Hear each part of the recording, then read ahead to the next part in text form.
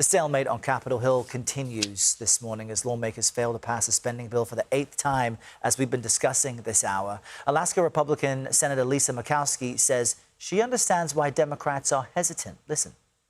There's a lack of trust. Does it make it harder to come to terms on hard things like a government shutdown? Absolutely. CBS News congressional correspondent Caitlin Huey-Burns joins us live from Capitol Hill with the latest. Good morning, Caitlin. We all know about this lack of trust, but there's another detail I want to ask you about. Democrats seem to have a bit of new fuel for their fight in this shutdown as President Trump announced billions of dollars for Argentina. Tell us about that and the lawmaker reaction.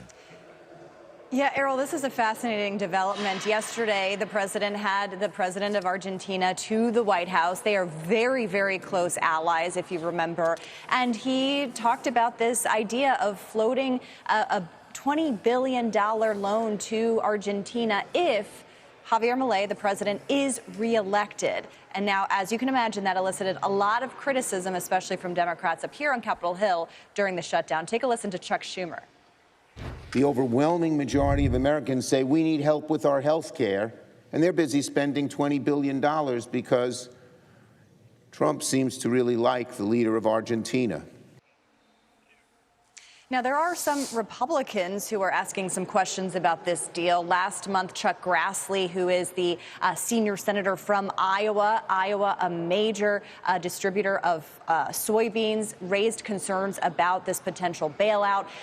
It's important to note that a lot of people have been critical because China has been buying soybeans from Argentina instead of the United States, and they're worried about that dynamic. But the president said that this is only contingent upon Javier Milei winning his election.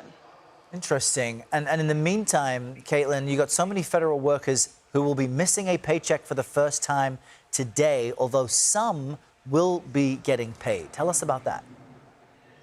That's right, Errol. You know, I think a really important dynamic up here is that lawmakers, by constitutional law, have to get paid, still get paid during a shutdown.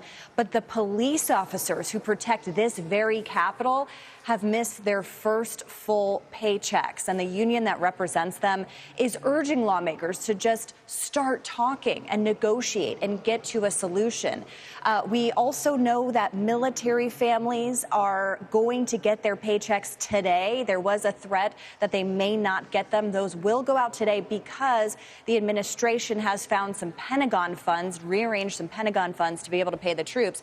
But, Errol, there's concern even among Republicans up here that, you know, how long will those funds last? Congress still needs to act to be able to pay the troops long term. And as it stands right now, with no clear end in sight, this shutdown figures to go on for quite a while.